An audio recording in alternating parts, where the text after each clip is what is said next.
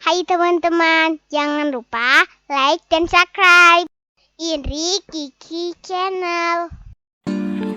Assalamualaikum warahmatullahi wabarakatuh. Perkenalkan, nama saya Desa Ramadhani. Saya adalah mahasiswa Poltekkes Kemensis Pangkal Pinang, Prodi D3 Keperawatan Belitung di semester 1. Baiklah, saya ucapkan terima kasih kepada Bapak Indri Permana, SPD MPD, selaku dosen pengajar mata kuliah Kewarganegaraan yang telah memberikan tugas kelompok kepada saya untuk mempresentasikan atau membahas tugas yang berjudul Warga Negara. Pada kali ini saya dari kelompok 2 yang beranggota 3 orang, yaitu saya sendiri Desa Ramadhani dan teman saya Dila Erlina dan Rizan. Baiklah, pada slide pertama yaitu membahas apa itu warga negara.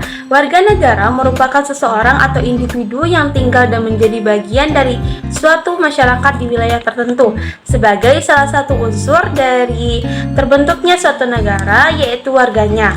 Warga negara secara sederhana dapat diartikan sebagai semua orang yang tinggal serta bertumbuh di negara tersebut.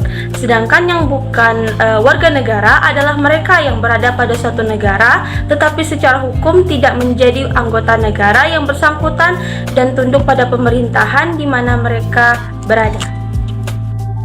Materi selanjutnya, fungsi warga negara. 1.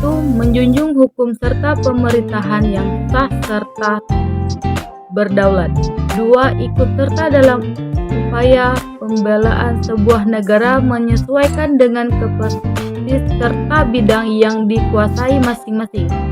3. Menghubungi HAM atau hak asasi manusia yang dimiliki oleh orang lain dalam kehidupan bermasyarakat, berbahasa, serta bernegara. Tunduk kepada peraturan serta bantuan yang ada dan sudah ditetapkan berdasarkan undang-undang merupakan peraturan yang berlaku. Materi selanjutnya, jenis-jenis warga negara. 1. Warga negara asli. Warga negara asli atau pribumi merupakan penduduk asli sebuah negara tersebut. Seperti contohnya warga negara Indonesia yang berasal dari suku Jawa, Madura, Sunda. 2.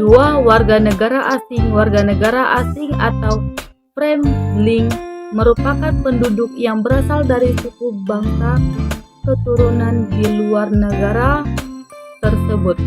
Seperti pada contohnya warga negara Indonesia yang berasal dari suku Cina, India, Belanda, Eropa, Arab, dan masih banyak lagi. Slide yang keenam yaitu 2 macam stem cell. Yang pertama, stem cell aktif, yaitu seseorang melakukan tindakan hukum secara aktif agar bisa menjadi warga negara tertentu atau naturalisasi biasa.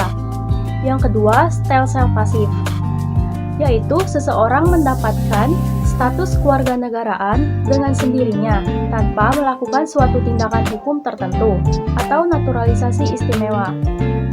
Berkaitan dengan stem cell di atas, pada dasarnya seorang warga negara memiliki 2 hal berikut ini. Hak opsi yang merupakan hak memilih suatu kewarganegaraan dalam stem cell aktif.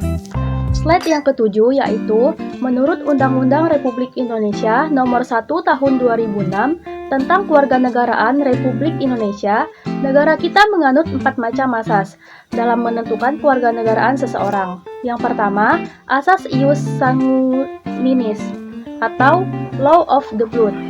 Asas yang menentukan kewarganegaraan seseorang berdasarkan keturunan dan bukan atas negara tempat lahirnya. Yang kedua, asas ius soli atau law of the soil. Secara terbatas, asas untuk menentukan kewarganegaraan seseorang berdasarkan negara tempat kelahiran. Yang berpaku, terbatas untuk anak-anak sesuai dengan ketentuan yang diatur undang-undang. Yang ketiga, asas kewarganegaraan tunggal adalah asas menentukan suatu kewarganegaraan bagi setiap orang. Yang keempat, asas kewarganegaraan ganda terbatas adalah asas yang menentukan kewarganegaraan ganda untuk anak-anak sesuai ketentuan yang tercantum dalam undang-undang. Kami mengucapkan terima kasih dan jika ada kurangnya kami mohon maaf sebesar-besarnya. Kami akhiri wabillahi taufiq walhidayah. Wassalamualaikum warahmatullahi wabarakatuh.